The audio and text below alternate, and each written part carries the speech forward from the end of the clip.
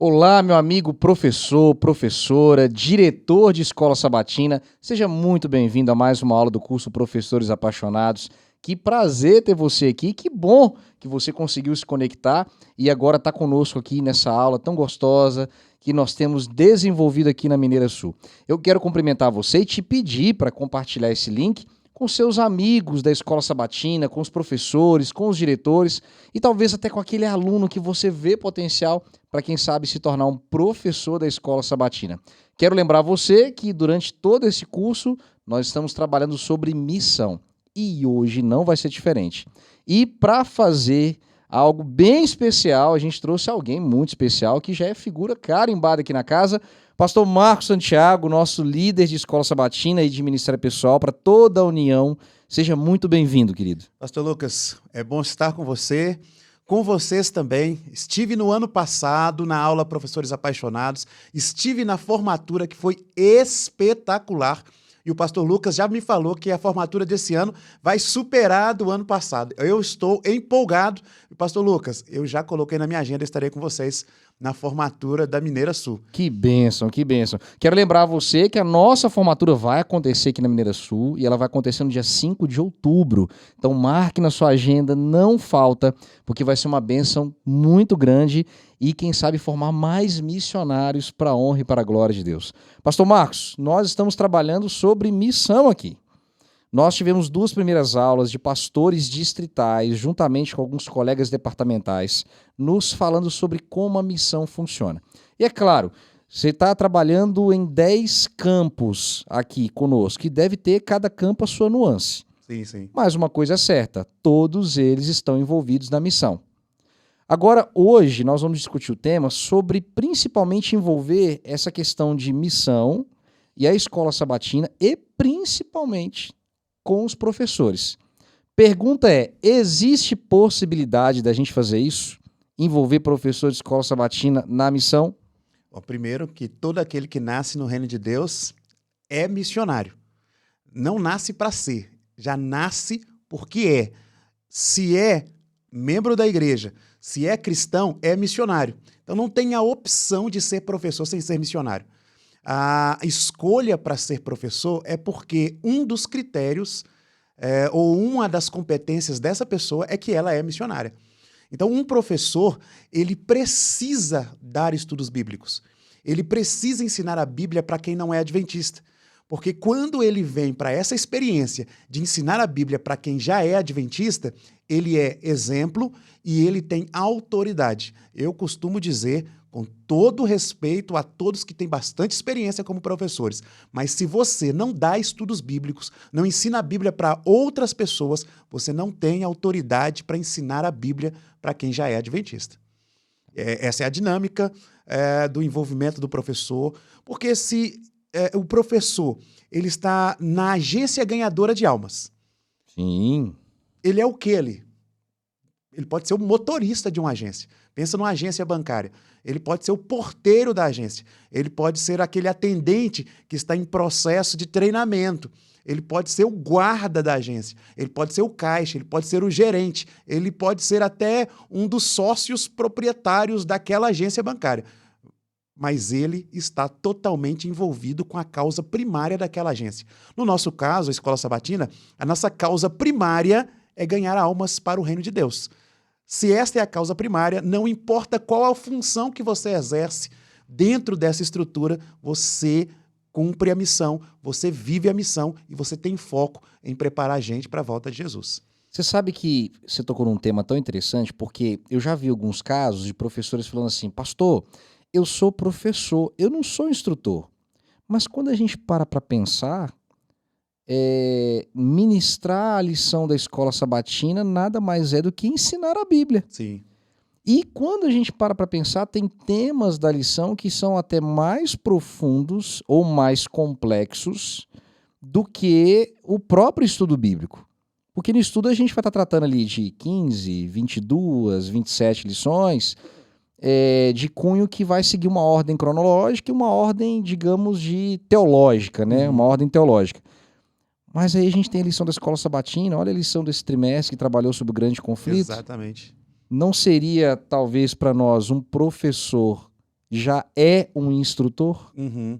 Primeiro, eu penso no professor como um formador de missionários. Legal. Nesse sentido, quando a gente pega a experiência dele com a própria lição da escola sabatina, eu diria que aquele é o alimento dele. Então, o que ele faz em relação à unidade de ação? Ele é como se ele convidasse amigos para se sentarem à mesa para comerem juntos a mesma refeição. Só que, obviamente, por uma questão de individualidade, cada um vai ter uma experiência, uma sensação diferente com o mesmo tempero. Nessa dimensão, ele, enquanto professor, ele é um formador de missionários, porque quando eles estudam a mesma lição, eles estão saboreando daquilo que há de sustentá-los, que vai torná-los fortes, dar energia Sim. vital para você. Mas quando você está com alguém que sabe menos ou que tem convicções bíblicas, teológicas não adventistas, você vai ter que exercer uma série de capacidades que Deus vai lhe dar, por exemplo, a persuasão. Uhum, No sim, caso de unidades de ação, você tem que usar menos esse elemento da persuasão, porque as pessoas já estão convencidas. verdade. Elas já creem naquele mesmo grupo de crenças, de doutrinas. Agora, quando a pessoa não tem as mesmas crenças, as mesmas doutrinas, você tem que convencê-las. Você vai precisar usar algumas técnicas de relações humanas para que você consiga demonstrar àquela pessoa que a autoridade da Bíblia está sobre a sua vida e a autoridade da Bíblia passa a estar sobre a vida da pessoa. Por exemplo, um olhar nos olhos, um toque, um sorriso, até mesmo a forma como a pessoa se relaciona no lar daquela pessoa, se o estudo for no lar, vai ser Sim. totalmente diferente do que a forma, por exemplo, de um professor visitar um membro da igreja adventista do sétimo dia. Então, tem todos esses elementos que diferenciam a recapitulação de uma lição de se ensinar a Bíblia, dar um estudo bíblico. E como Sim. ele está formando missionários, a gente já está dizendo que a função dele enquanto professor não se restringe ao sábado pela manhã, ela é ampliada, porque você não forma missionários no sábado de manhã. Você forma missionários quando você pega um membro da igreja, você leva para dar um estudo bíblico com você, e aí você diz assim, olha, como eu fizer, é assim que eu gostaria que um dia você fizesse. Por isso que o formador de missionários, ele precisa entender, eu costumo repetir, igreja não é monumento, igreja é movimento. E a parábola contada por Jesus das 99 ovelhas que estavam no aprisco e uma fora, indicando que o pastor deveria ir atrás daquela que estava perdida, hoje a gente até inverte. Nós temos mais ovelhas fora, 99 ovelhas fora e uma dentro. Isso quer dizer que o professor precisa exercer a sua função de formador muito mais fora da igreja, no sentido de prédio, muito mais fora do sábado pela manhã, para que ele possa ser professor para a vida do aluno e não necessariamente para a manhã de sábado. Cara, isso é tão legal porque a gente tem que sempre lembrar e talvez colocar isso em prática, que o professor não é um passador de lição e fazedor de chamada sábado de manhã. É muito mais amplo, Exato. né, é muito maior. E quantas vezes a gente talvez vê professores que estão, digamos, nem apaixonados, Marcos, mas talvez até desanimados, porque talvez restringe ali a sua esfera de ação em pensar assim, o aluno A estudou, o B não, Aham. tô bem, não tô. Aí quando você amplia, cara, que legal, você amplia isso, né? Você coloca um leque maior para entender que o professor não é apenas aquele que recapitula a lição, mas é um formador de pessoas, um formador de missionários e que não restringe ao sábado pela manhã. A gente tem que repensar, pastor Lucas, porque hoje nós trabalhamos um processo disruptivo. O que é isso? Disruptivo. Explica pra gente aí que é palavra nova, Olha, hein? eu falei para vocês na aula do ano passado, se você participou. Se você não participou, você tem a oportunidade de ler sobre o que é disrupção no livro Professores Apaixonados, porque o professor disruptivo, eu vou pensar em disrupção no seguinte sentido. Vou dar um exemplo para vocês. Você tem um grupo de carros indo em direção a São Paulo. Certo? Só que à medida que o seu carro, que está naquele grupo, indo para São Paulo, ele talvez dê um defeito, você vai parar, talvez num posto de gasolina, Você conserta o seu carro, consertou, percebeu que o seu carro está potente. Esse processo de o seu carro estar potente te faz pensar assim: eu posso agora, para ganhar tempo e acompanhar o grupo, pegar um outro caminho. Esse pegar o outro caminho é a disrupção. Legal. Você saiu de uma rota comum e você pegou uma rota diferente, acreditando que vai chegar lá mais cedo, vai chegar com a mesma qualidade da outra rota, do que a outra rota, ou você poderá chegar lá numa condição ainda melhor ao ponto de você criar uma nova rota. Então, a disrupção é a criação de uma nova rota. Por que eu gosto de explicar falando até da importância da rota anterior? Porque quando a gente fala de disrupção, a gente está falando de inovação, de mudança. A mudança ou a inovação em si não requer sempre abandonar o que é antigo. Sim. Tem coisas antigas ou do passado que são extremamente importantes e necessárias que sejam continuadas para sustentarem aquilo que é novo ou até para darem condições do novo ser sustentável. Agora, há algumas coisas que eu tenho que abandonar, que eu tenho que realmente rejeitar, cancelar, para que eu inicie tudo, comece do zero. Então, esse professor que tem a mente disruptiva, ele vai entender que escola sabatina não é o que acontece no sábado, é o que acontece na vida, é o que acontece na casa. Por isso que sabatina não é porque é no sábado, é por causa de uma metodologia de perguntas e respostas estabelecida na lição de escola sabatina. E se são perguntas e respostas, a gente está falando de algo coletivo, de algo comunitário. E isso acontece em casa, quando eu estudo a lição com os meus filhos, com a minha esposa, quando eu estudo a lição com amigos. Isso acontece em casa, num domingo, na segunda, na terça, na quarta, e acontece também no sábado. Então, esse processo disruptivo faz com que o professor da atualidade, ele precise abandonar algumas coisas que ele aprendeu com o professor que o formou. Porque quem forma professor é professor. Certo. Só que alguns foram formados em uma metodologia de recapitulação de lição que precisa ser ressignificada, ou seja, não abandonada, mas um novo sentido, um novo propósito. E aí, nessa dimensão, a gente precisa que professores consigam pensar na escola sabatina para além do sábado de manhã. E isso, pastor Lucas, é tão necessário e tão urgente que o dia que nós encontrarmos professores ousados a criarem novos caminhos, a criarem novos jeitos, novas formas de realizarem a escola sabatina, nós vamos ter mais alunos estudando a lição diariamente, nós vamos ter mais alunos participando de pequenos grupos durante a semana, nós teremos mais alunos apaixonados pela Bíblia e não necessariamente pelo professor, e alunos apaixonados pela Bíblia, eles vão testemunhar mais de Cristo, darão mais estudos bíblicos, e aí, de fato, a Escola Sabatina vai ser uma agência ganhadora de almas. Legal, pastor, muito legal. Agora, o nosso pessoal, ele gosta de parte prática. Vamos colocar dois cenários aqui, um eu vou dizer, eu acho que até já falei, e o outro eu queria que você desenhasse, de uma forma bem prática mesmo. O cenário, talvez, que alguns que nos assistem, é aquele cenário do professor que encontra o aluno no sábado pela manhã, vai lá, faz a chamadinha, passa a lição, termina ali a escola sabatina, na hora que o pessoal, pregação, vai embora. Isso é hoje o mais, digamos, o método mais antigo de acontecer. Na prática agora, para os nossos professores, como que seria esse professor que vive esse caminho disruptivo, essa linha disruptiva? O que ele poderia fazer durante a semana? A primeira coisa hoje, eu, enquanto professor, preciso ter um grupo do WhatsApp com a minha unidade de ação. Isso já é disruptivo, porque alguns membros da minha unidade, eles não têm uma relação tão funcional, tão natural com aquilo que é digital, mas eu teria. Certo.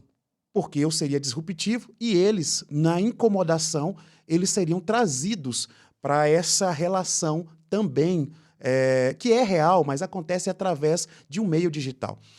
Após eu ter esse grupo, diariamente eu enviaria nesse grupo aquilo que eu, estudando a lição, tirei como lição, como aprendizagem naquele dia. Estudo a lição dessa semana, falando sobre os eventos finais. Então, aquilo que eu aprendi hoje, que eu tirei como lição hoje, eu coloco no grupo. Olha, gente, tudo bem? Estudando a lição hoje, eu aprendi que as coisas em relação a um mundo prejudicado pelo pecado vão de mal a pior. mas eu aprendi que está tudo sob o controle de Deus. Que as Legal. profecias indicam que nós não teremos nenhum final feliz, nós só seremos felizes, porque o fim para nós não vai acontecer. Então eu colocaria isso no grupo, diariamente. Colocaria na forma de texto e colocaria na forma de áudio, porque alguns alunos têm dificuldade com leitura, às vezes o texto é pequeno para eles olharem no telefone, então o áudio vai expressar aquilo que eu escrevi e o áudio eu consigo transmitir emoção, eu consigo transmitir convicção. Verdade. Durante o dia, eu colocaria talvez uma pergunta também para eles, de acordo com o que você aprendeu no estudo da lição de hoje. Pratique tal ação, converse com alguém e faça uma pergunta: o que você sabe sobre os eventos finais? O que você sente quando a Bíblia fala sobre o Apocalipse? Seria uma das formas práticas. Uma outra forma prática é visitar, no mínimo, um aluno por semana.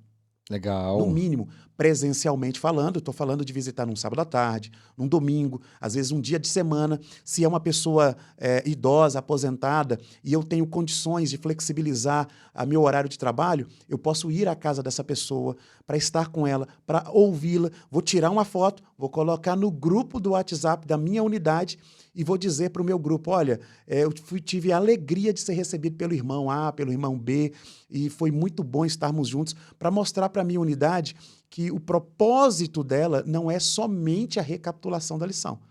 É também uma relação que ora é terapêutica, sempre é espiritual, sempre é para o crescimento de todos.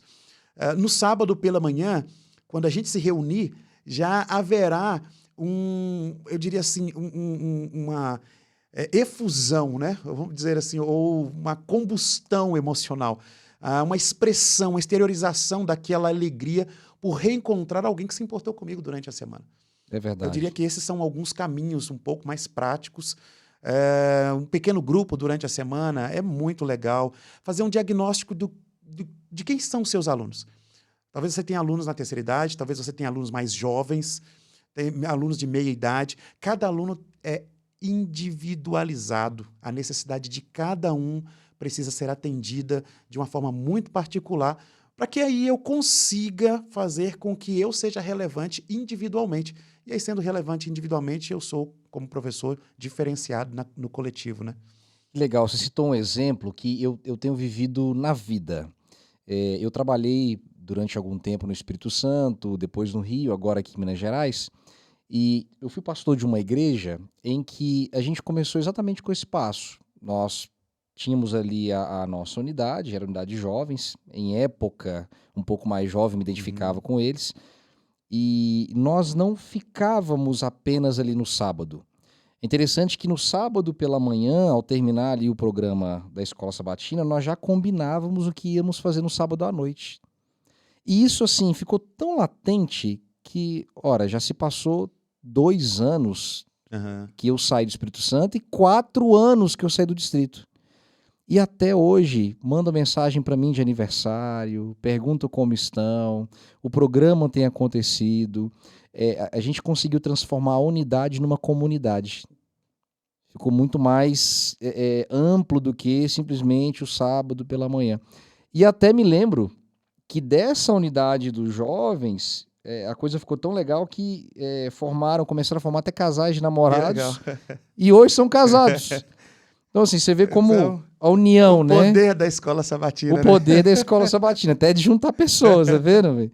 Mas que legal. Esse exemplo é muito interessante e às vezes a gente pensa assim, poxa, mas dá trabalho, mas os frutos vêm, né? Exatamente.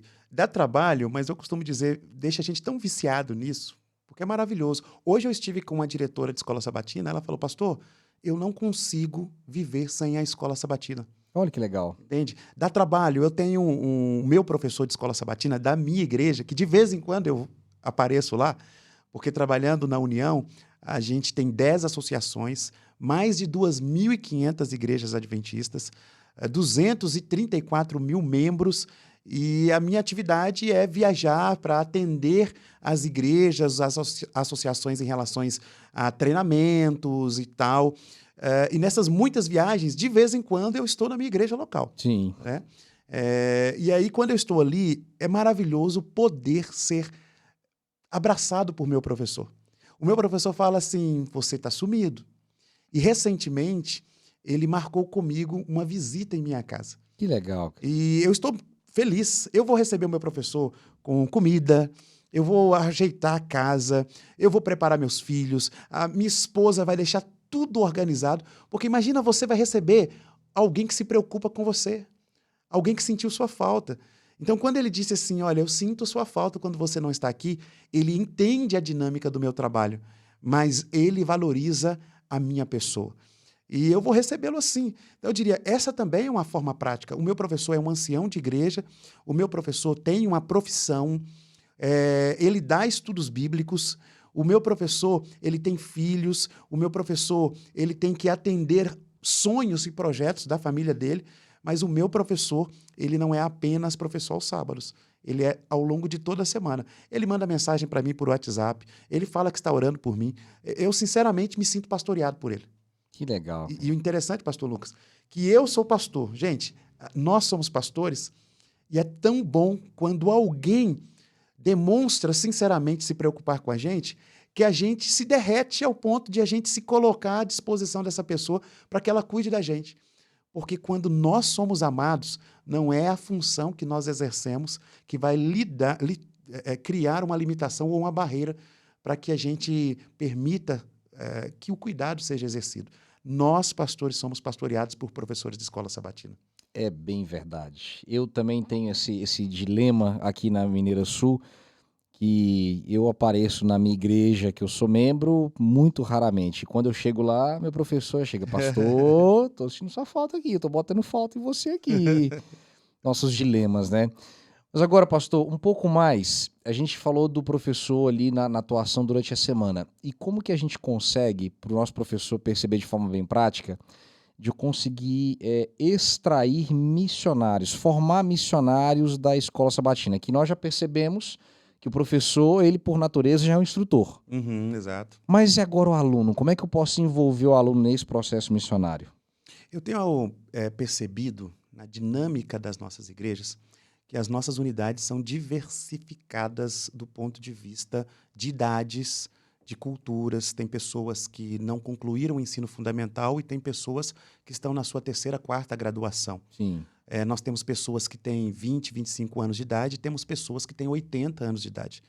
Nós temos pessoas que têm algumas dificuldades de aprendizagem, por uma questão cognitiva, ou tem pessoas que têm dificuldade por questões culturais, não tiveram a oportunidade de estudarem de forma qualitativa, né? Então, esse professor precisa saber quem é o seu aluno, o potencial do seu aluno. Porque aquele que tem 80, 85 anos de idade, ele não tem a mesma vitalidade física para sair da sua casa e ir ensinar a Bíblia a determinadas pessoas. Por exemplo, um senhor de 80 anos ensinando a Bíblia para uma pessoa de 20 anos de idade, você tem aí uma enorme lacuna de comunicação que muito ruído, até mesmo as palavras serão diferentes daquelas que um jovem entende ou está acostumado a conversar. Não que seja incapaz ou impossível de um idoso ensinar a Bíblia para um jovem, mas é muito mais desafiador. É um hiato geracional muito grande, né? Grande, é enorme, né? A gente está falando da geração de um lado de TV preta e branca e do outro do tablet. Exato, São da duas TV gerações. preta e branca, da palha de aço, né? Ali, Sim, né? sim. Tal. É bem por aí. Então, assim, nesse tipo de situação, eu penso que o professor precisa pensar assim, eu sou formador de missionário, mas quem é o missionário? O missionário não é apenas aquele que dá estudos bíblicos. Não é apenas esse que nós entendemos ser aquele que cumpre a missão. Missionário também é aquele que se ajoelha e intercede pela salvação daquele que ainda não conhece Jesus, ou mesmo pede o derramamento do Espírito Santo, pede a unção do Espírito sobre aquele que está dando estudos bíblicos. Com certeza. É nesse sentido que, numa unidade, eu preciso ter também o ministério de intercessores. E esses intercessores poderão... esse grupo poderá ser aquele de pessoas de mais idade, ou mesmo alguém que, por alguma deficiência, não pode se locomover, ou tem até dificuldade de se comunicar, mas ela não pode ser impossibilitada de pregar, de fazer parte do grupo de missão. Então, eu posso ter, por exemplo, na igreja, uma pessoa que tenha deficiência visual. Isso não quer dizer que ela não possa orar e pedir que Deus dê a visão espiritual para aquele que está recebendo o estudo bíblico. E isso a torna missionária, É porque ela está verdade. envolvida também no processo. Às vezes a pessoa não está ensinando a Bíblia para alguém, mas essa pessoa tem uma capacidade enorme e uma intencionalidade em trazer alguém para um estudo bíblico, uma classe bíblica, por exemplo. Então a gente amplia o conceito de missão e de missionários, e aí o professor entende que além de formar as suas duplas missionárias, e talvez uma unidade com 10, 12 pessoas, ele vai ter ali umas 2 duplas missionárias, mas ele vai ter ali talvez 8 intercessores. E eu diria que a força da oração pode convencer muito mais do que a força da persuasão. E a gente precisa, enquanto professores, entender que a nossa ideia de formar missionários envolve, em termos intencionalmente, insistentemente, grupos de intercessores que se reúnam, seja via digital, virtual, Zoom, o próprio WhatsApp, ou presencialmente falando, né?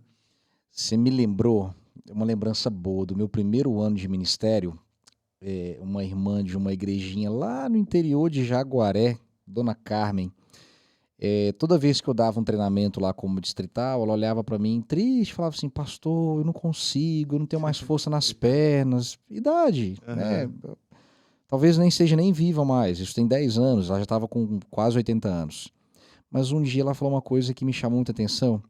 Ela falou pra mim assim, pastor, eu já descobri meu lugar na obra. Eu disse, qual é o lugar seu na obra? Ela falou, pastor, eu não posso usar as pernas, então eu vou usar os joelhos. Fantástico. Cara, isso, assim, me lembra de arrepiar. Ela fala, pastor, eu não posso ir, mas o Espírito Santo vai. Porque o que você disse é tão verdade, até me emociono quando lembro, porque quantas vezes talvez nós pensamos na estratégia, nós pensamos na persuasão, nós pensamos no meio, e a gente esquece do princípio das Exatamente. coisas, né? Exatamente. E muito Há, legal isso. há 3 semanas eu tive contato com um professor de escola sabatina que sofreu um acidente, ele ficou paraplégico, ele depende da cadeira de roda para se movimentar, mas enquanto professor de escola sabatina, o que marca meu coração em relação a essa história é que ele entendeu que os alunos são missionários. Ele é missionário. E mesmo com as limitações dele, ele incentiva os alunos a se envolverem com o ministério de oração. Ele ensina a Bíblia para pessoas não adventistas. E aí, pastor Lucas, com base nessa história, em outras que a gente vai vendo, a única impossibilidade é quando eu uso o meu livre-arbítrio para dizer que eu não quero. Sim. E nisso, Deus pode até respeitar, mas para a função de professor, isso é inaceitável.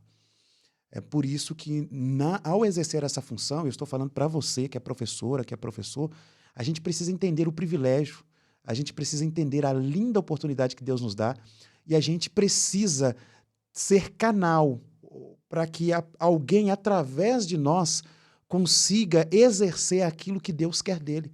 Tem alunos da gente que estão apenas esperando a gente falar assim, você pode, você é capaz, vamos juntos. Vamos um ao lado do outro, eu seguro a sua mão, eu seguro a sua Bíblia, eu oro por você. Tem gente esperando só uma palavra de afirmação de um professor. E você que está nos ouvindo, que está nos acompanhando, que está assistindo, você tem palavras de autoridade espiritual para que as pessoas consigam exercer o chamado missionário que Deus tem para todas elas. E aí a gente tem que realmente usar esta autoridade espiritual que Deus colocou sobre nós. Você me lembrou de um tema que eu já trabalhei aqui. A gente tem costume de fazer apelo para quem está prestes a se batizar. E por que não usar essa autoridade, esse Exato. apelo também para convidar para ser missionário, né? E o Exatamente. professor tem total autoridade para poder fazer isso. Alguém que durante 52 semanas no ano está ali diante de pessoas que muitas vezes chegam colapsadas por questões financeiras, questões de saúde, questões espirituais, questões de trabalho. E aí o professor é aquela pessoa que tem uma palavra de conforto, de carinho, de atenção. Se esse professor ele é disruptivo e vai para além do monumento, ele vai para o movimento em que ele vai de casa em casa, ele vai orar, ele vai aconselhar, aquela pessoa ela é reconstruída em termos de esperança por palavras, por gestos, por atitudes daquele professor. Agora, nós sabemos que quando nós participamos da agenda de alguém, quando a gente participa das lágrimas de alguém, quando a gente participa dos sorrisos de alguém, essa pessoa vai com a gente para onde a gente for. É verdade. E aí entra a autoridade do professor. Eu tenho o costume de falar isso, principalmente com o trabalho missionário, né? Convidar para um evento, é convidar para a vida, né? Exatamente. Quando convido para a vida, para onde eu vou, a pessoa vai junto. Isso aí. Cara, isso mesmo. muito legal. Agora, eu queria trabalhar com vocês agora, a gente poder trabalhar um pouquinho a parte prática aqui. A gente está com um objeto diferente aqui na nossa mesa e a gente deixou para esse dia, esperando você vir. Nós temos lá nossas unidades, mas não adianta também eu apenas falar se não acompanhar. Eu tenho o costume de dizer que a gente tem que fazer o plano e ver se o plano está dando certo. E onde não estiver, muda a rota para o plano funcionar. O que nós temos aqui e o que você pode nos ensinar? Porque eles já receberam essa placa, mas talvez um outro tenha alguma dúvida. Pastor, como é que eu posso usar? Eu queria te pedir para nos oferecer um passo a passo agora.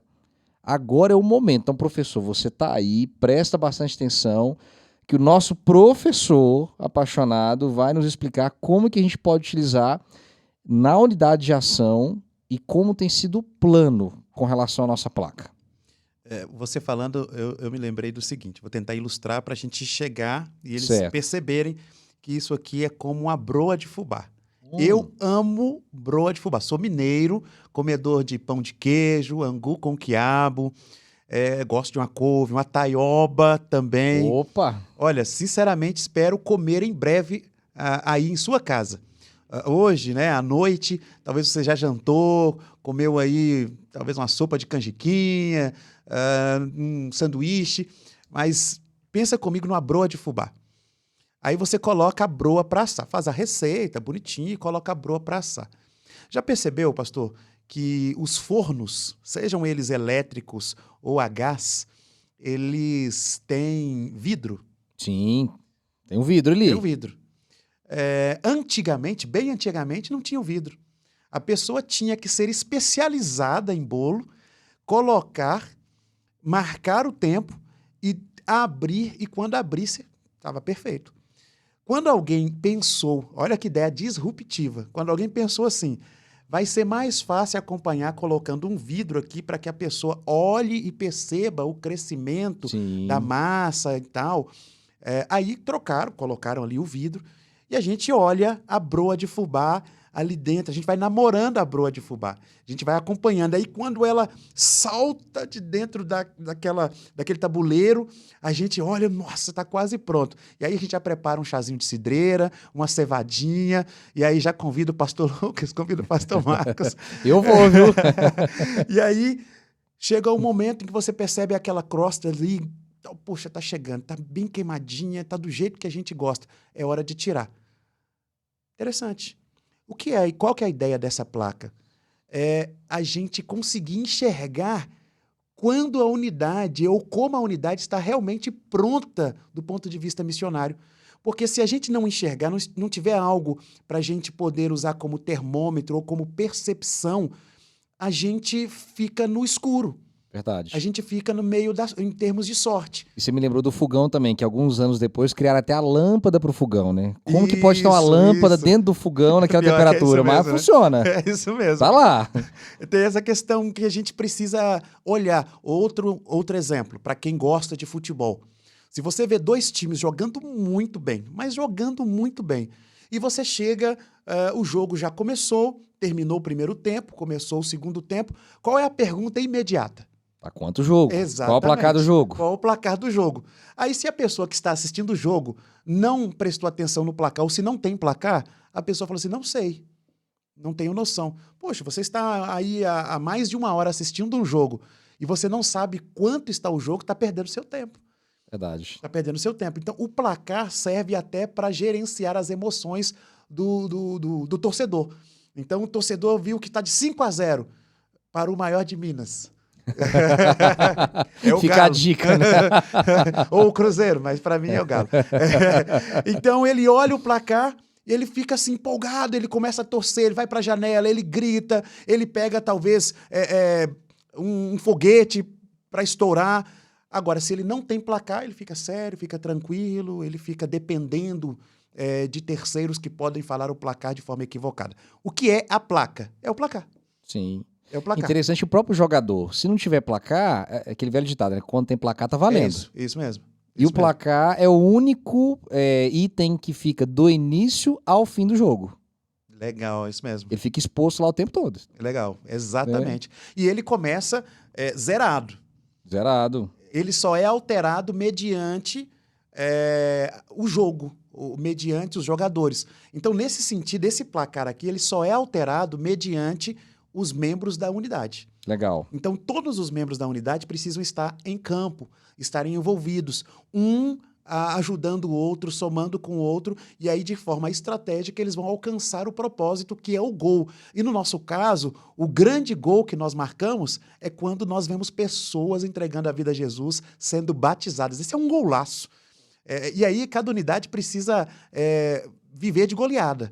Viver de goleada. Quando eu chego na unidade, pastor, em relação a essa placa, meu coração fica muito feliz, porque antes de conhecer o professor, antes de conhecer o ancião, antes de saber quem são os alunos daquela unidade, quando eu vejo essa placa, imediatamente me vem à mente assim, eu estou numa igreja missionária. Verdade. E esse é um adjetivo que qualifica e diferencia igrejas. Uma igreja missionária é aquela que está voltada para a profecia que a gerou. A profecia que indica que ela há de pregar o evangelho a todo mundo, ela tem o evangelho eterno e ela tem levado pessoas a guardarem os mandamentos de Deus e terem a fé em Jesus, o testemunho de Jesus. Então, quando eu vejo essa placa lá na unidade preenchida, eu já chego à seguinte conclusão: aqui a partida está sendo vencida. E a nossa partida, o nosso jogo é contra o pecado, é contra o inimigo de Deus. Mas vamos lá, vou explicar a plaquinha então. Vamos lá. Essa é uma placa de estudos bíblicos, conforme vocês estão percebendo aí. Se ela é uma placa de estudos bíblicos, o centro dela é termos uma relação de ensino da Bíblia. Sim. E pessoas que estão aprendendo a Bíblia sendo agora trazidas para a comunhão da igreja. Obviamente, se é uma placa de estudos bíblicos, eu tenho missionários no quesito de dar estudos bíblicos que estão expostos aqui para que eles sejam identificados. Vou dar um exemplo, a gente já conversou sobre isso. Tem alguém na unidade que não pode dar estudos bíblicos, por questão de mobilidade, motora, dificuldade, ou por questões de idade. Mas essa pessoa tem alguém para indicar, para aprender a Bíblia, para estudar a Bíblia. Então, esta pessoa que indica alguém, o nome dela não necessariamente estará aqui, mas vamos colocar o nome dela aqui juntamente com aquele irmão que ela indicou o interessado no estudo da Bíblia. Fez a ponte, Fez a né? ponte, exatamente. Sim. Vamos colocar o nome dos dois aqui. Então, ele é uma dupla missionária. É o irmão que dá o estudo bíblico e o irmão que conseguiu a pessoa para receber o estudo bíblico. Uma dupla missionária daquela unidade que foi formada. Então, aqui eu coloco o nome dos instrutores bíblicos e coloco o nome dos alunos com quem eles estão estudando a Bíblia. Se você tem a sua plaquinha aí na sua igreja, é importante você colocar o nome de todos daqueles da sua unidade que estão ensinando a Bíblia para alguém. Pastor, só tem um. Coloque o nome. Pastor, nós temos 30. Pegue 3 placas para a sua unidade. É um bom problema. Exatamente. Vamos lá, pastor Lucas. Vamos aqui, lá. Olha, meta de batismos. Cada unidade ela precisa estabelecer uma meta de batismos. Mas como é o estabelecimento? Se você sonha em ensinar a Bíblia para 8 pessoas, o ideal é que a sua meta de batismo seja, no mínimo, 2 pessoas. Certo. Porque aí geralmente, a gente sabe, nós ensinamos a Bíblia para mais pessoas do que a quantidade de pessoas que vão se batizar. Naturalmente. Em média, a cada 4 pessoas estudando a Bíblia, uma pessoa vai tomar a decisão pelo batismo. É uma média, não quer dizer que a gente tenha que ficar na média, a gente tem que se aperfeiçoar para a gente ampliar, né? Então, a unidade, se ela estabeleceu que a sua meta de batismos aqui é 1, nós precisamos ter aqui 4 pessoas estudando a Bíblia. Pelo menos. Pelo menos, Sim. No mínimo, né? Uhum. Pode ser com o mesmo instrutor? Pode. Mas o sonho da gente é que quanto mais pessoas na unidade puderem e souberem dar estudos bíblicos, essas pessoas, elas entram em campo para poderem serem os atacantes da gente, para irem de casa em casa e vencerem a partir dali, de casa em casa, estudando a Bíblia com as pessoas. Ou mesmo numa classe bíblica, né? Também Perfeito, pode funcionar. Perfeito. E aí, o que mais? Nós temos aqui em cima o nome da unidade e eu vi algo que é interessante, porque talvez pode ser algo novo para os nossos professores. O nome da unidade está aqui igual Região das Missões. Qual que é a ideia desse nome aqui? Isso é legal. Sabe de onde que eu peguei essa ideia? Da Igreja Central de Pouso Alegre. Olha, Quero nossa, até mandar um abraço para vocês. Filha nossa aqui, nossos membros da igreja. Nossa referência, é a referência. Nós já levamos o testemunho para todos os 8 países da divisão sul-americana. Olha que bênção. A Igreja Central de Pouso Alegre é a nossa referência no Brasil de como uma escola sabatina tem que funcionar. Eles são um exemplo, uma bênção de Deus. São mesmo, gente. E aí, quando a gente coloca o nome da unidade, é porque eu falei assim, a Igreja Central de Pouso Alegre. Eu não falei a Igreja Adventista do Sétimo Dia, lá em Pouso Alegre. Eu falei, não, a Igreja Central, até porque lá tem mais igrejas, né? Temos 2 distritos lá. 2 distritos. Por que eu estou falando da Igreja Central de Pouso Alegre? Porque quando a igreja ela desenvolve a sua estratégia missionária para alcançar regiões, a igreja, à medida que ela alcança uma região, ela vai para outra região. E aquela região alcançada, ela passa a igreja a ser identificada com o nome da região. Sim. A Igreja Central de Poços de Caldas, a igreja do bairro Santa Luzia, aqui em Juiz de Fora, a igreja lá em Barbacena. Então, cada lugar que já foi alcançado com a presença de um membro adventista, a gente identifica com o nome do lugar. Nesse caso, a gente tem pensado que as unidades, se elas são agências ganhadoras de almas, elas se movimentam. E elas precisam alcançar geografias em que nós temos pouca ou nenhuma presença de membro da Igreja Adventista do Sétimo Dia. É nessa dimensão geográfica que a unidade coloca o nome do lugar em que ela vai realizar as suas missões. Então, o nome da unidade não pode ser assim, número 1, número 2, se eu sou visita e chego lá, olha, a gente aqui é o do número 2, eu posso pensar, puxa vai ficar vida, meio estranho, né? Fica estranho, né? Eu chego na unidade assim, o leão da tribo de Judá, Ebenezer, nome bonito, muito bonito, porém, comunica apenas para quem é crente, para quem é da igreja. Sim. Quando eu coloco unidade, bairro São João, e eu sou morador do bairro São João, e eu vou à igreja aquele dia e o pessoal fala assim, hoje nós vamos orar pelas pessoas do bairro São João. Eu sou inserido naquela oração e eu recebo a bênção de Deus porque alguém está orando por mim. A unidade, quando for fazer, por exemplo, o Impacto Esperança, ela vai fazer no lugar em que ela estabeleceu como o seu lugar de missão. Quando ela fizer o Quebrando o Silêncio, aquele mesmo local. Quando ela for fazer um evangelismo público, aquele local. Uma feira de saúde, naquele local. Arrecadar alimentos ou doar alimentos para o mutirão de Natal, naquela região. Vamos oferecer estudos bíblicos de casa em casa, pesquisa bíblica de porta em porta, naquela região.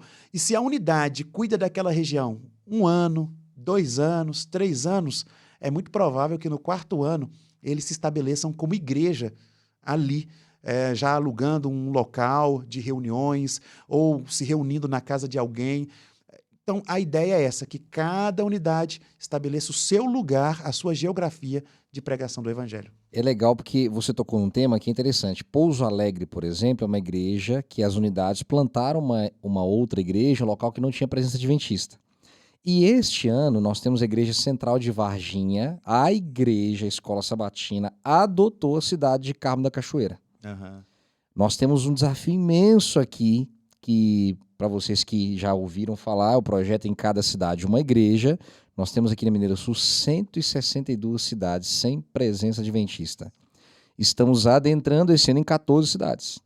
Mas essa ideia estratégica do nome, para nós aqui na Mineira Sul, é crucial. Fantástico. Que a gente quer alcançar essas cidades que não têm presença adventista. Então o nome é totalmente estratégico, é o foco. Fantástico. E pastor, você falando isso, o sonho da gente não é pegar uma roda, pensar assim, eu vou criar uma outra roda. Não.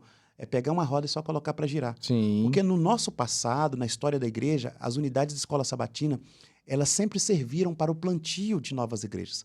E eu não tenho dúvida de que no território da Mineira Sul, a maior parte das igrejas foi plantada por famílias enviadas por uma unidade de ação que, como uma escola sabatina filial, elas foram para uma determinada região. Ali, o pai, os filhos, o casal, reunidos no sábado de manhã, eles estudavam juntos a lição da escola sabatina. Não tinha culto, porque o pai não ia pregar para os filhos, para a esposa, mas eles saíam de porta em porta para oferecerem estudos bíblicos, e aí numa semana seguinte já tinha mais gente na escola sabatina com eles, e depois, quando o tempo passou, fizeram um evangelismo público, e hoje é a sua igreja. Hoje é a sua igreja. Por isso que fazer com que as unidades se movimentem por cidades, bairros sem presença adventista, é sermos gratos ao passado e nos comprometermos com aqueles que passaram, mas as obras deles continuam através da gente. E até você me lembrou, pastor, um detalhe que eu preciso explicar. Sim. Aqui no Nome do Aluno, nós temos muitas regiões, muitos bairros e até cidades que nós temos alunos da TV Novo Tempo.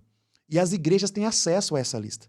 Sabe o que eu tenho sugerido? Coloque o nome de algumas dessas pessoas da Novo Tempo aqui, desde que haja um compromisso de atendê-las, desde que haja um compromisso de ligar para elas, de visitá-las. Coloque aqui, ao menos para que a unidade saiba que naquele bairro, naquela cidade, tem pessoas que assistem a Novo Tempo, que estudam a Bíblia com a Novo Tempo, mas não tem instrutores bíblicos que estão se comunicando com elas de forma pessoal, de forma presencial.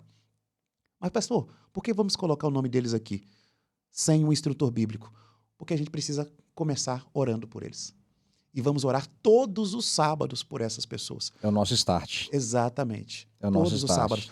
Tem uma cidade, coloca o nome. Quem sabe uma igreja vai pegar uma placa como essa e falar assim, essa é a placa da nossa igreja, porque nós vamos plantar uma nova igreja em determinada cidade que não tem presença adventista. Coloca o nome da cidade aqui e comece todos os sábados. O diretor de escola sabatina, na oração final, todos os sábados ele leva a placa da igreja lá à frente, dizendo, nós como escola sabatina temos o compromisso de plantarmos uma nova igreja na cidade A, na cidade B. Legal. E aí você envia a unidade para aquela cidade, a cada sábado vai uma unidade. Faz um rodízio. Se não puder a cada sábado, faça a cada mês, a unidade vai ali, para que a unidade sinta a dificuldade de se evangelizar o lugar, mas a unidade também ofereça a oportunidade das pessoas que estão lá de conhecerem a palavra de Deus. Que legal. Louvado seja Deus. Então, nós temos aqui um plano muito estruturado para que nós possamos movimentar nossos irmãos a serem missionários, ao mesmo tempo alcançar lugares que temos grandes desafios. Agora me fala, talvez isso aqui seja a nossa cereja do bolo. E essas estrelas aqui? O que a gente faz com elas? Irmão White comenta que todos aqueles que estiverem no céu, e pela fé nós estaremos, vocês estarão lá, todos os que chegarem lá receberão uma coroa, e na coroa de cada um teremos no mínimo uma estrela que representa alguém que entrou no céu por nossa influência. Amém. Então, qual é a ideia dessa estrela? É indicar que alguém entrará no céu por influência desse instrutor bíblico nomeado aqui. Legal. Essa estrela, ela é importante indicar que esse instrutor conduziu essa pessoa, mas por que, pastor, está na placa e está exposta para todo mundo? Porque ela poderá ter entrado no céu pela influência de um instrutor, mas ela também estará lá pela oração dos demais membros da unidade. Então, eu não ganho uma alma sozinho. Até porque eu ganhar uma alma do ponto de vista de ensinar a Bíblia, eu tenho habilidades, competências para isso. Mas essa pessoa vai ser abraçada por qual família? Vai ser adotada por quem? Vai ser amiga de quem? Quem vai visitar essa pessoa quando eu não puder atendê-la? Quem vai orar com essa pessoa? Quem vai ensinar essa pessoa a ser uma missionária ou a ser um líder de igreja? Então, eu dependo dos membros da minha unidade até para fazer com que a pessoa nova na fé, ela amadureça com qualidade. Por isso que a estrela está aqui, porque ela indica que essa pessoa conquistada para o reino de Deus, ela é parte da unidade, da coletividade, não apenas da individualidade ou do próprio indivíduo instrutor bíblico. É a verdadeira formação de discípulo, né? Exato. Não é só apenas pegar, estudar, batizar, mas formar alguém novo na fé e formar alguém novo na missão. Muito legal. E aqui embaixo, vamos lá, para a gente terminar a placa, nós temos as nossas metas. Exato. Já é um programa que a nossa igreja já conhece e já faz alguns anos que temos trabalhado. Como que a gente pode mensurar isso para a unidade? Agora com a placa exposta. Nossas 5 metas representam uma base para que nós caminhemos por ela como igreja, por elas, né, como igreja. Sim. E essas metas, à medida que nós vamos caminhando por elas, a gente percebe que elas formam uma espécie de um novelo. Ou seja, é uma linha que, ao ser enrolada, ela continua no mesmo novelo. Ela continua ali na mesma estrutura. Então, a primeira meta, essa com as mãozinhas assim, é a meta de comunhão. O que é uma meta de comunhão? É um propósito individual e um propósito de toda a igreja, de todos nós termos uma experiência diária com a palavra de Deus, de estudo da Bíblia, e nós fazemos isso através da lição da Escola Sabatina. Então, a primeira meta é alunos estudando a lição, ou membros estudando a lição, a Bíblia através da lição. E a gente precisa ter isso mensurado para que a gente saiba quais têm sido as nossas dificuldades para o estudo bíblico na vida de cada membro. Legal. Então, essa primeira meta, você vai colocar ali, a nossa unidade, ela tem 10 alunos. Então, quantos nós queremos que estudem a Bíblia diariamente? Todos eles. Todos eles. Todos eles. Então, a nossa meta, 10. Agora, quando nós fazemos a chamada, tem aquele cartão de chamada que vocês, professores, têm o secretário ou a secretária da sua unidade que preenche o cartão e você deixa o secretário ou a secretária ter um tempinho de preenchimento do cartão. Você precisa, ao preencher o cartão, olhar quantos não estão estudando a Bíblia diariamente. Nossa, nós tínhamos a meta de 10, mas só 5 estão estudando. Aí você vai marcar 50%. Colorir aqui, pintar 50%. A segunda meta, ela é unidades que têm pequenos grupos.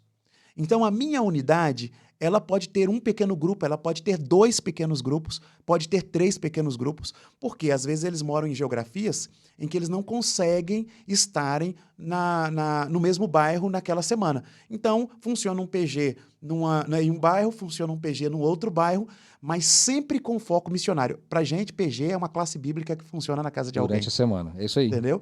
É uma classe bíblica que funciona na casa de alguém, é isso.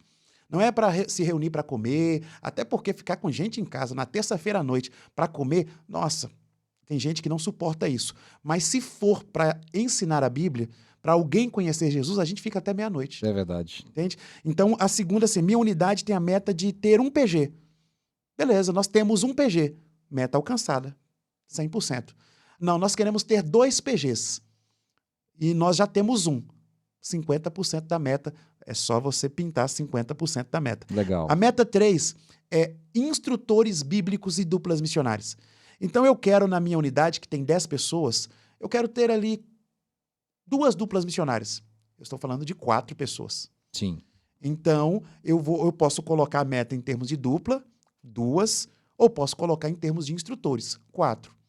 Se eu coloco em termos de instrutores, 4, e eu olho aqui e percebo que só o pastor Lucas está ensinando a Bíblia, essa meta, ela não está alcançada. Ela está alcançada ali 20%, 25%.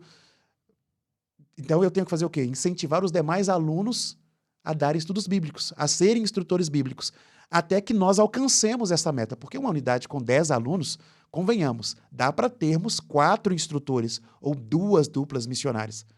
A meta 4, essa que tem a Bíblia aberta, ela indica interessados estudando a Bíblia. Quantas pessoas nós queremos que estudem a Bíblia com os instrutores da nossa unidade? Se nós queremos ter 4 instrutores como meta, a gente quer ter, no mínimo, 4 pessoas estudando a Bíblia. Mas se a gente é mais ousado, se a gente é disruptivo, nós queremos ter 8 pessoas estudando a Bíblia. Então, eu coloco ali 8 pessoas estudando a Bíblia, e aí a mesma questão. Por proporção, À medida que 2, 3 vão estudando, eu vou marcando o percentual. E a última meta, discípulos fiéis. E aqui, pastor Lucas, eu quero chamar a atenção um pouquinho do que tem acontecido nas igrejas. Muita gente não está recolhendo mais as ofertas missionárias na escola sabatina. Ah, mas a gente recolhe no culto, eu dou o meu pacto pelo 7Me, então eu não me preocupo com isso porque a igreja já administra. Beleza, é isso mesmo, a igreja extremamente organizada, ela administra. Porém, o ato de termos a oferta missionária na escola sabatina é uma atitude didática para que nós tenhamos comportamento e pensamento de missionários. Você lembra que eu falei que missionário não é apenas o que ensina a Bíblia, é também o que ora, mas é também o que doa o recurso. Verdade. E aí a gente está fazendo com que todos os alunos da unidade sejam missionários. Eu me lembro, pastor, até eu aprendi a ser um doador, eu me lembro disso, que na minha geração não tinha aquele momento de infantil, que hoje existe. Quem me ensinou a ser um doador foi na classe do Jardim da Infância, foi na classe dos primários. Porque depois da chamada, aquela música da ofertinha, passava a salva. O meu dinheirinho isso não daí. gastei. Eu nem me arrisco a cantar, mas eu me lembro muito bem que eu aprendi a ser um doador ali.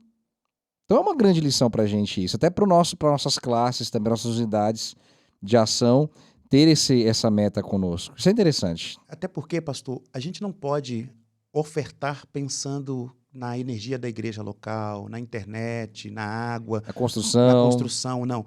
Nossas ofertas precisam estarem totalmente conectadas com o ideal missionário delas. E é por isso que nós precisamos, nas unidades de ação, ter um momento de recolhimento das ofertas e mais, a gente precisa, todos os sábados, mostrar a contracapa da lição, os lugares que vão receber aqueles recursos. A gente precisa mostrar quais são as dificuldades daquelas regiões. A gente pode fazer uma pesquisa durante a semana e ao chegarmos ali no sábado, a gente apresenta para os alunos qual é a dificuldade, por exemplo, acontecendo naquela região da Ásia, onde está a Rússia, onde tem todos aqueles países ali que vão receber os recursos. Alguns daqueles países vão receber recursos porque eles estão recebendo refugiados da guerra entre Rússia e Ucrânia. E esses refugiados, ao chegarem, eles vão precisar de um suporte, de um lugar para dormir, de uma escola em que os filhos possam continuar o seu processo educacional. Então, quando a gente oferta aqui, nós estamos comprometidos com o cuidado que a igreja vai exercer lá além mar. E muitas vezes, obviamente, a oferta também vai abençoar alguns projetos que nós temos no Brasil. Então, a meta 5, discípulos fiéis na unidade de ação, ela indica o quanto queremos doar para as missões mundiais. Que legal, pastor. Bênção demais. E eu acho que eu falei com você no início, como passa rápido. Já estamos com 55 minutos de aula. A gente tem que ser bem apertado aqui no finalzinho, mas eu queria muito te pedir. O que a gente pode fazer agora? Nós já aprendemos sobre a placa, sobre a unidade, sobre ali na hora da escola sabatina e além disso. Mas na classe dos professores? A gente está falando com o nosso público seleto aqui agora. Eu sei que é bem curto para falar, mas o que você poderia falar sobre a classe de professores até em relação à missão? Legal. O que você vislumbra ali, classe de professores, o que você vê como a classe perfeita? A classe perfeita é a classe da Igreja Central de Varginha. Essa é a classe perfeita. Ali eu aprendi o que de fato é uma classe dos professores real. Vou exemplificar como funciona. Um de jejum, muito agradável. Depois do de jejum tem um momento de confraternização. Eles cantam. Após cantarem, eles anunciam quais são as ações missionárias que serão exercidas na semana seguinte ou nas semanas seguintes. Eles fazem uma avaliação daquilo que eles já fizeram na semana anterior, ou seja, eles sabem de onde vieram em termos de ações missionárias, sabem onde estão e sabem para onde irão nas semanas seguintes. Eles separam um tempo para a discussão de um livro que eles escolheram, que eles estão lendo juntos, um livro principalmente na área missionária, por causa da experiência deles. Foi exatamente de lá, vocês aí de Varginha, que eu tirei a ideia de escrever 4 livros, que nós temos o box da classe dos professores. Os 4 livros que nós escrevemos na União, A ideia foi da Igreja Central de Varginha. Que legal. E aí, esses 4 livros são lidos pelos professores durante a semana. Eles separam 20 minutos para dialogarem sobre o conteúdo do capítulo que foi estudado naquela semana. Depois, eles separam mais 20 minutos em que essa placa aqui, ela é estudada. Cada unidade leva a sua placa e cada professor apresenta os resultados, apresenta o progresso dessas metas, apresenta as dificuldades que está tendo para envolver os alunos em cada uma das metas. Olha, estou com dificuldade para envolver os alunos no estudo diário. O outro vai dizer assim, não estou conseguindo criar pequenos grupos com a minha unidade. O outro vai dizer, eu só consegui criar 2 duplas missionárias. O outro vai falar, olha, eu só estou com uma pessoa estudando a Bíblia. A gente está arrecadando pouco aqui para as missões mundiais. De acordo com o expressado por todos, eles vão, então, construir soluções individualizadas através de testemunhos. Não, olha, aqui a gente está fazendo isso para o pessoal estudar mais. Olha, aqui a gente está fazendo isso para ter mais gente envolvida em pequenos grupos e nas duplas missionárias.